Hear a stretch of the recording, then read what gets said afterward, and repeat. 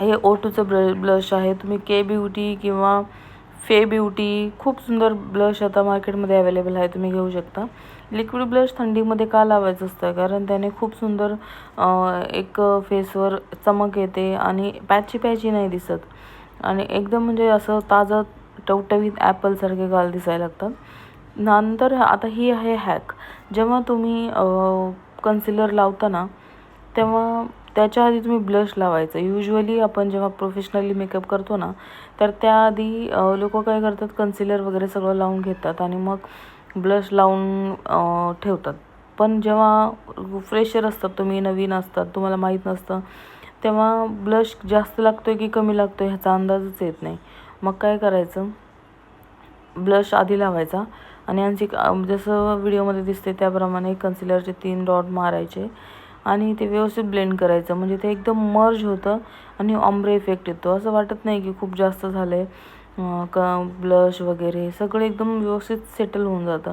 त्यानंतर मी घेतली आहे ही स्विस ब्युटीची पावडर आहे, बनाना पावडर. माझ्याकडे हुडा वगैरे पण आहेत. स्विस ब्युटी एक कमाल पावडर आहे, म्हणजे एकदम साधी, सोपी आणि स्वस्त आहे वापरायला. तर खूप मस्त मजा येते ह्याने पावडरने. तुम्ही कितीही सांडा, कुठेही कशी वापरा, एवढं गिल्ट राहत नाही. आणि नंतर मग आता आपण आय मेकअप करतो आहे, तर मी सगळ्यात आधी काय केलं की कन्सिलर लावून घेतलं डोळ्यांवरती आणि पावडर लावून सेट केलं व्यवस्थित ते कन्सिलर. आणि अंडर आयच्या खालीसुद्धा मी थोडीशी पावडरची एक लेअर जास्त करून ठेवली आहे, जेणेकरून जे पण आय मेकअप करताना एक्सेस आय शॅडो वगैरे आहे ना, ते खाली पडलं तरी पण आपण पावडर डस्ट ऑफ करू शकतो. आणि आता मी इथे घेतलं आहे के ब्युटीचं पेन्सिल आहे, ही ब्राऊन कलरची.